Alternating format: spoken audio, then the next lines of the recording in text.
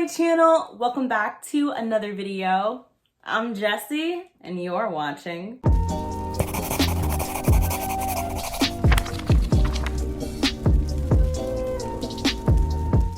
I am so excited to finally be filming this video. This is going to be an adult fantasy reading vlog. In the latter half of 2020, I have reconnected with my absolute love of adult fantasy, which started as a child, and you're going to see a lot of these adult fantasy vlogs and reviews on my channel in 2020. And since I'm just getting back into the habit of reading adult fantasy, I figured I would do a reading vlog where I start two adult fantasy series that literally nobody is talking about on BookTube.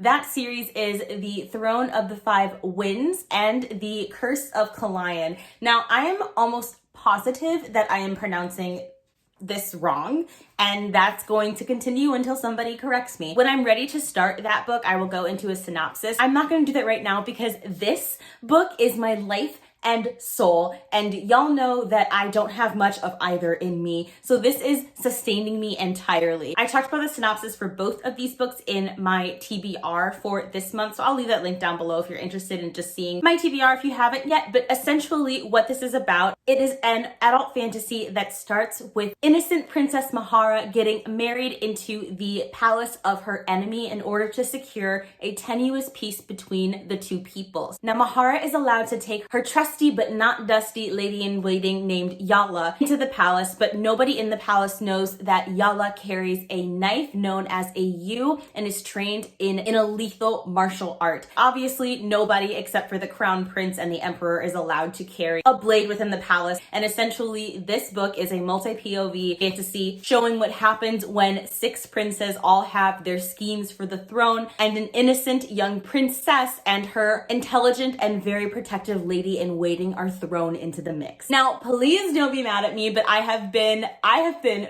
binge reading this book all morning. I am on page 250, I believe, and I just have so many thoughts. Now, this book is 650 pages long, so I still have quite a ways to go, but I wanted to share my preliminary thoughts thus far. One of my favorite things about this book is how heavy it is on the verbal sparring, just these cutting jabs, people going into heavy discourse full of hidden and subversive meaning. There is so much petty conversation and clapbacks and political undertones and hidden messaging, and I absolutely love that. That is what I'm looking for in a political fantasy. I'm definitely seeing that get delivered. The writing is crisp and beautiful without being too flowery by any means, and the way that martial arts and combat and technical sequences are written are just so clear and defined, and I'm really enjoying that. Easy to follow, which brings me to what I love, one of the things that I love the most about this book, which is that it throws you right into the mix.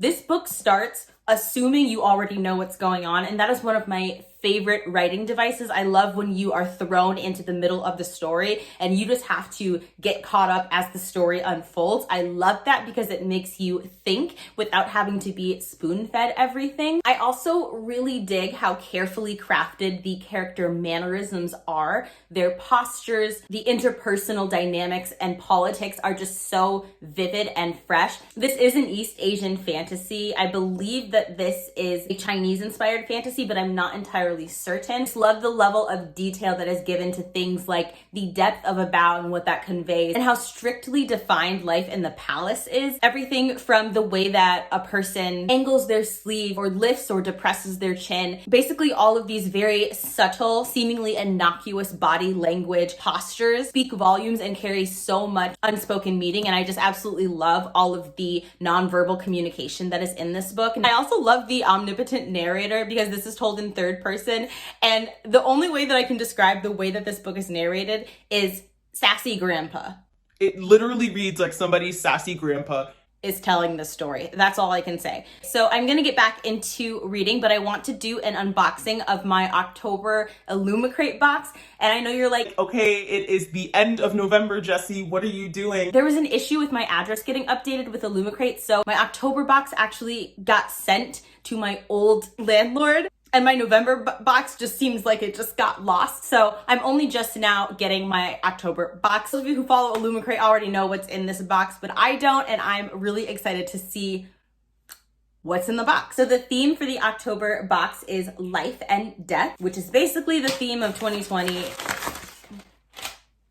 I mean, tell me I'm wrong. All right, so the first thing that I see in this box, is this a pencil case? Oh my gosh, it looks like it's hand painted. It's really cool. I am digging these dark goth vibes, absolutely. Y'all know, I mean, I still haven't taken down my Halloween decorations, and I might leave these up all year because y'all know I just spooky 24/7 over here. You can definitely put... Okay, rude.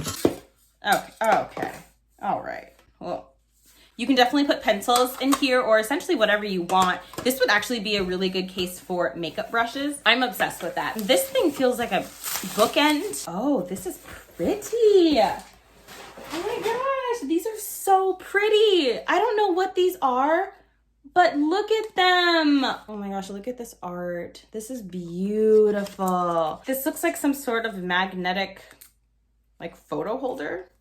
I know words. I kind of messed up the alignment of it, but it's definitely magnetized. I love this idea. This is so cool. This is so freaking cool. Okay, I'm too excited about this to line it up properly, but essentially this is what it looks like. This is freaking gorgeous. This is also definitely going to go on display in this room. Oh my God, I'm obsessed with this box already. Okay, so, oh my gosh. Look at these tarot card-esque bookmarks. Yes. Wow, this is death, and this is the sun. How freaking stunning are these? Wow, this is an amazing freaking box. Okay, I can already say that this is probably my favorite box that Illumicrate has sent me. I'm obsessed. Okay, I don't know what's in here. Oh, this is their monthly animal pin, and it looks like it is... Ooh, a stack of books, beautiful. And this is inspired by the life of Addie LaRue, which all of BookTube is reading and loving as of right now. So obsessed. I'm so obsessed with this box. Okay, so it looks like there's another pin in here, which I'm very excited about.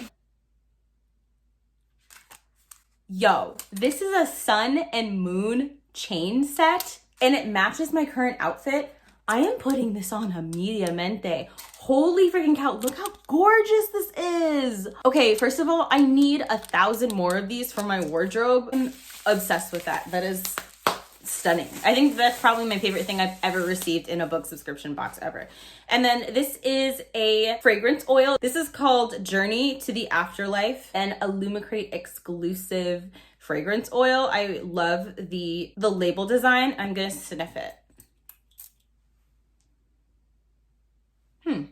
It doesn't smell bad, but it's very like florally and perfumey, which just isn't my thing. I like muskier scents, but it is very pretty. Okay, now for the October Illumicrate book, which y'all already know all about, except I don't because of who I am as a person. Oh, dope. Okay. Oh, wow. So they have sent The Invisible Life of Addie LaRue, and this cover is freaking stunning. And just look at these silvered sprayed edges. Gorgeous. I'm not gonna lie, I have had zero interest in reading this book, zero interest in reading this book. This whole box and the vibes has invigorated an interest in reading this book. So I might get to it. I still have never read any of Victoria Schwab's works. I do have Vicious on my shelves, and I am planning on reading that in 2021 because I feel like Starla is going to murder me personally if I don't. Oh my gosh. Okay, that scent is growing on me. Especially I think if I mix it with some of my muskier scents, I might be a little bit more comfortable with it. With all of that having been said, I am going to continue on about my day. I'm going to actually get some stuff done besides reading. But who am I kidding? I'm probably just going to continue binging The Throne of the Five Winds because it is very, very enjoyable. Okay, I'm gonna go. What happened here? How did you do this?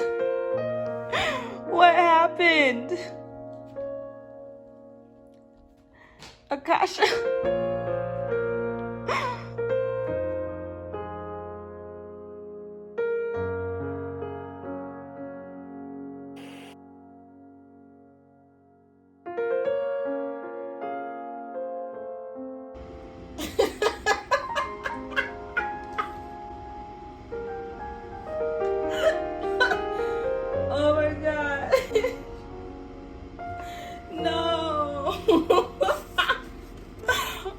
gosh. I'm on page 391 and I know we're supposed to hate the first queen, but she is responsible for 90% of the sass and the clapbacks in this book. I am dying, literally gasping for air. Basically, someone in the family is getting married off and she does not want to be married. So she goes, "I'll hang myself," the princess hissed, her head tipped back, her throat working. "I'll hang myself and haunt this wretched place." "Good." A shocked silence followed Mother's single-clipped word. "If you must, do it quickly. I suggest before lunch." The princess dropped her hands and whirled, but Mother's face was deadly pale, her eyes blazing, and the sight halted whatever either of them might have said. "I have the silk," Mother continued, "and I will tie the noose. I will even help you climb onto the railing, but I will not have any more of this disgusting, disgraceful display." I'm screaming. She said, "You will either hang yourself or you will attend to your dressing, visit the emperor, and express how thankful you are that he has made such a glorious match for such an undeserving, spiteful child." I am over this book. I'm so over it.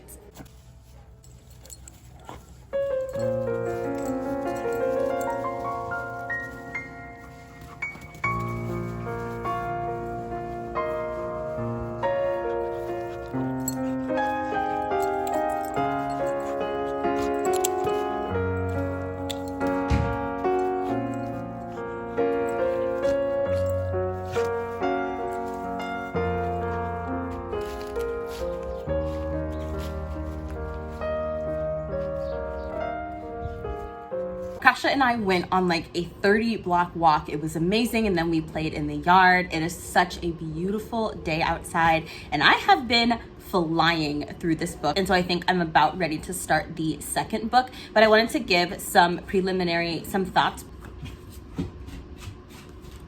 Hi, pup. Apparently it's playtime again. Is it playtime again? Is it playtime again? Okay, so I'm gonna make this update quick because she's anxious to play and the puppy rules my life. I'm still enjoying the really intelligent, jovial narration, although a love triangle is developing and I don't want it. I don't want it. I don't want it. I don't want it. Like, the book was going so well. As far as the characters goes, I'm invested in so many of them. I definitely favor the third prince, Taksheen, and the fourth prince, Makar, who is the scholar. But I like Taksheen because he is the outcast of the family and he's deeply physically scarred and just seen as generally displeasing and rude and awful. But I feel like there's so much more to his character lurking beneath the surface, and that he's constantly written off. And I love Makar because he's a very studious scholar and he's just a boy after my own heart. Of course, I also really like the lady in waiting, Amor Yala, because she is so fierce and protective and loyal, and I love that she has her own hidden agenda to protect and serve the princess at all costs. I can definitely see her character becoming more... Okay, Akasha. Give me this. I'll give it back in a second.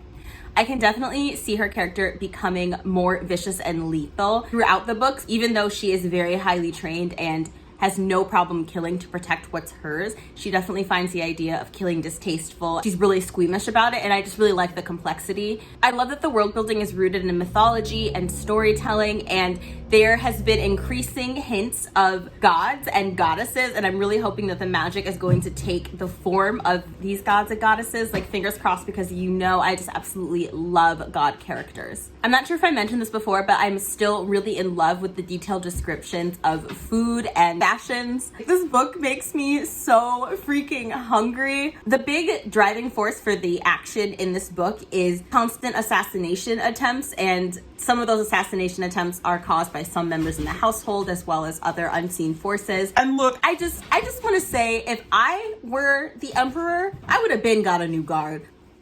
Like, how many assassination attempts does it take? And these people are getting closer and closer to killing the characters who are under threat.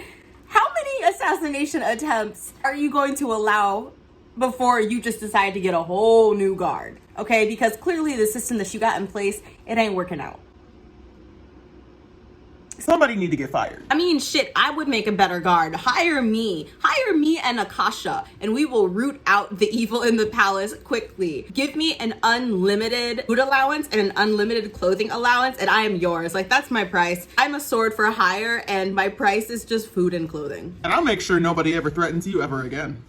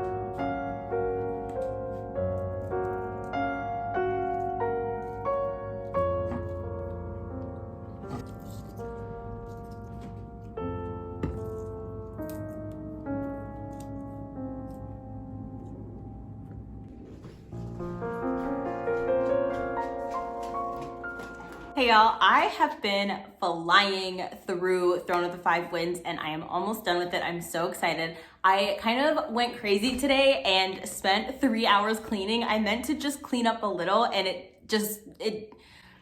sometimes I get a little obsessed, okay? I get a little hyper-focused and now my place looks amazing. But I wanted to do a few unboxings. My plan for the rest of the day is to start and get as far as I can into the Curse of Kalayan, which I'm so freaking excited for, and I'm gonna be baking cookies tonight. This book is about a man named Khazaril, who is named secretary tutor to the gorgeous and strong-willed sister of the impetuous boy who is in line next for the throne. It is an assignment Khazaril dreads, for it must ultimately lead him to the place he most fears, the royal court of Kadagos, where the powerful enemies who once placed him in chains now occupy lofty positions.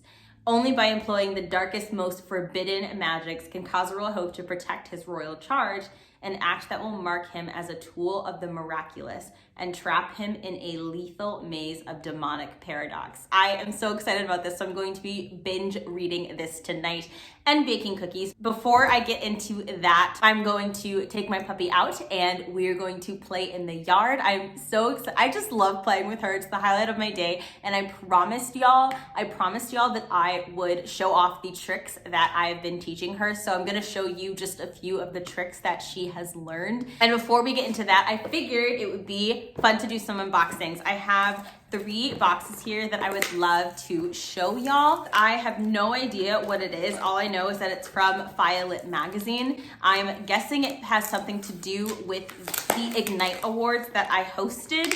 I hosted those last month and I just had an absolute blast. It was nothing short of an honor to be a part of the award. So I'm really curious about what they have sent me, and I'm really butchering this box. Oh, wow. Look at this. Oh my gosh, this is beautiful. It is an honor to recognize Jessie of Bowties and Books as a finalist for the 2020 Ignite Critics Award. On behalf of FIA, the Ignite Awards Committee, and the SFF community, thank you for your contributions to speculative literature. Wow, I am so freaking honored and excited to put this up in my book room. Thank you so much, y'all. And then they've also sent me, oh my gosh, this is gorgeous. So this is a medal signifying me as a finalist for the Ignite Awards of 2020. Okay, Akasha doesn't like it. Okay. Yeah, she's really upset I didn't win, as you can see. Thank you so much for taking the time to send me this. I'm very touched and incredibly honored. The next package is a package that I got from ColourPop. I'm almost out of the lip gloss that I like to wear. I wanted to try one of their glosses from their Luxe Gloss line, and the shade that I picked is called Come Through, and this is what it looks like. Okay, it's all like gooey. I'm just gonna put some on.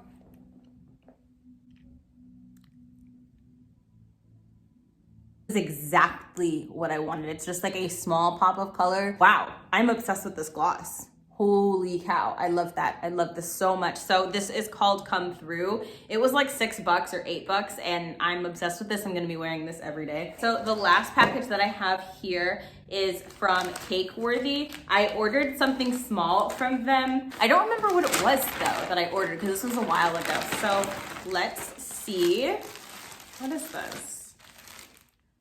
Oh, that's right. Yes. Do y'all ever order things and then just completely forget what you ordered? I ordered a Hey Arnold beret.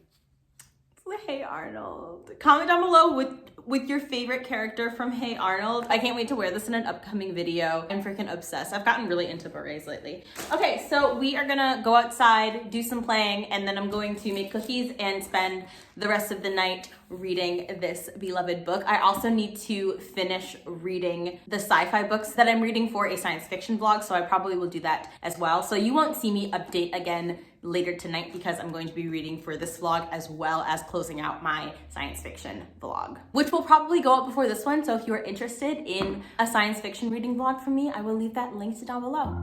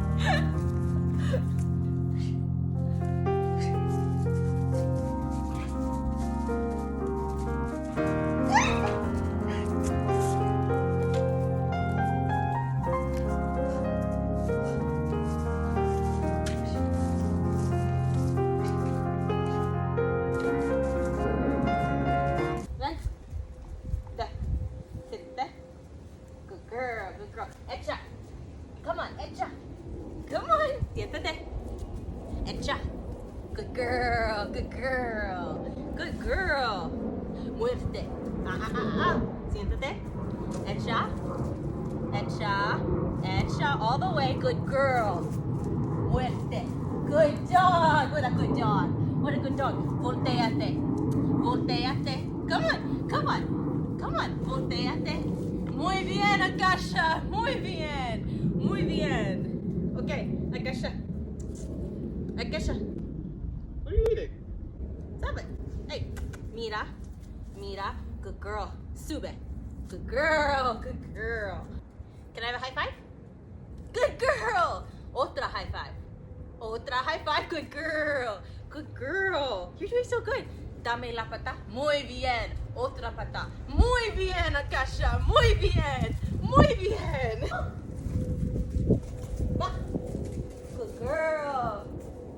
Trae. Good girl. What a good girl. What a good girl. What a good girl. What a good girl. Yeah, what a good girl. What a good girl.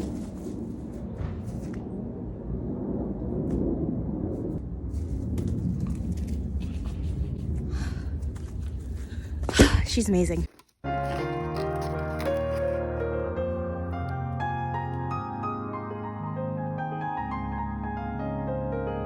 Hi. Yeah. Oh, who's a bug in a rug? Who's a bug in a rug? Who's a bug in a rug? Yeah.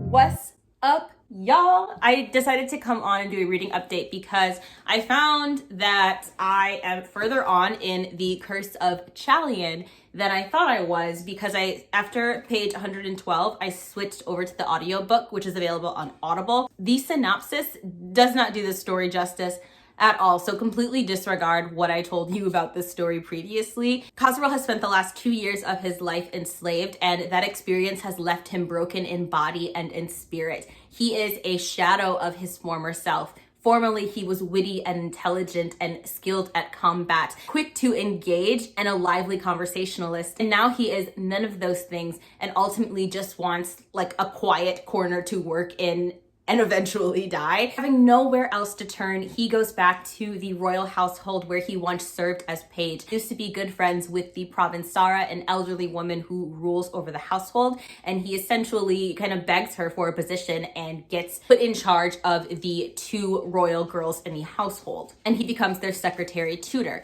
Now, hi puppy.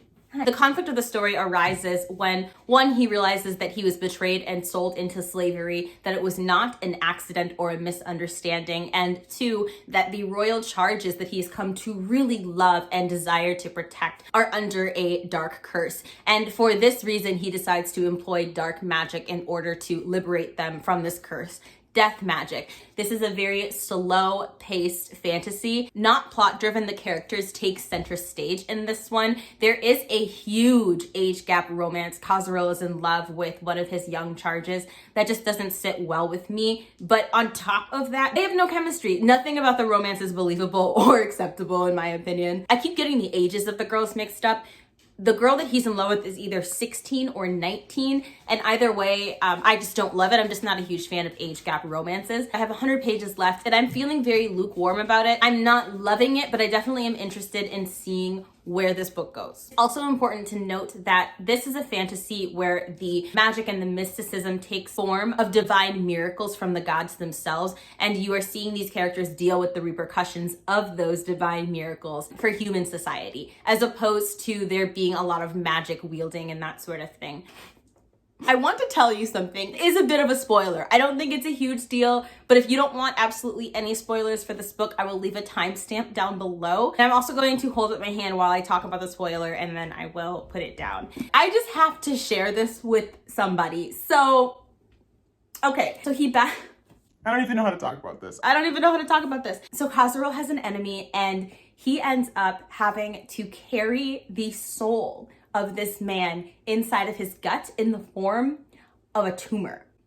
He is literally pregnant with an adult man. The idea of a man being pregnant, that's not what's making me laugh.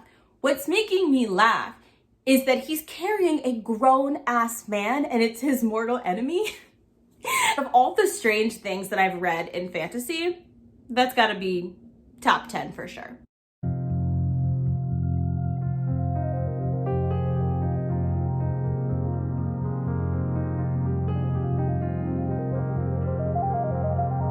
Look at this salad, y'all. We got tortilla strips, avocado, black beans, cucumber, edamame, apple. I think there might be, there's beets, and I'm gonna go put some candied walnuts in it, and then kale and romaine. Sexy. Ooh. Ah. Sumptuous. I have officially completed both of these books, and I'm so excited to talk about them with y'all. Let's start with Curse of Chalian. I'm officially going to be giving this book 3 out of 5 stars, simply because nothing about this book speaks out to me. However, I'm still interested in carrying on with this series because I usually am of the opinion, an unpopular opinion, but I'm of the opinion that the first book in the series is typically the worst in terms of character establishment and us getting to know the world. I feel that you typically get to know the world and the characters more as the story continues. But that's just me. So I'm interested in continuing with this series. It definitely is not a book that is sensational or plot driven and particularly exciting. Even the battle scenes are pretty brief. While the battle scenes are well written, they're not incredibly gory or graphic. There's very little in this book that one could consider offensive or shocking. No in-depth mention of sex or anything like that. It's a very traditional fantasy book. If you've read a lot of older fantasies and you like that vibe, you will probably enjoy this. It just didn't have the oomph that I want in my fantasies. And I don't particularly need my fantasies to be wildly action driven, but if they are not, then I need to really care about the characters. And while there are some really strong, powerful characters, they just weren't enough to keep me roped into the story. The one thing I can say that I really loved about this book is Khosrol is definitely an underdog character from start to finish. You do see him come out of his shell and he grows. You see him begin to recover from his enslavement. The cool thing about this book is every other character but him has a bigger personality and a bigger role to play. He is essentially the medium through which the story is unfolding. And I love when authors make their main character the least interesting one in the story, because it really allows the characters surrounding the main character to shine. And I enjoy that. I don't see that a whole lot, and I thought the execution of that was completely amazing. So 3 out of 5 stars, and I'm going to continue with this series. Now for the Throne of the Five Winds, I don't think it's going to give anybody any surprises that I'm 5 out of 5 star read for me. 5 out of 5 star read. No one is surprised. I was not expecting this book to end with a bang, but a major character dies, and I was shocked. I did not see it coming. This is the last character that I thought was gonna die. This is a character that I thought we were gonna be following throughout the series. They had so much potential. It was hinted at their growth and development, and then they were just killed off. And I want more, I want more, I want more. The second book is on my Amazon wish list. It comes out in December, but I don't think I can wait for that. Like, I think I might just order it myself. I'm completely wowed. Loved this book. If you made it this far in the video, comment down below with the word throne or leave a chair emoji. I don't know if there's an actual throne type of emoji. If there is, you can leave that down below. But let's use a chair to symbolize a throne. My last vlog was my science fiction reading vlog, which I will leave linked down below if you are interested. And my next vlog is going to be me reading a bunch of sad books to make me cry. All right, if you liked this video, please give it a big thumbs up and subscribe to my channel. I would absolutely love it if you became a part of my bookish family. All of my social media links are gonna be in the description box below. Stay safe, wear your mask, and I'll see you in my next video.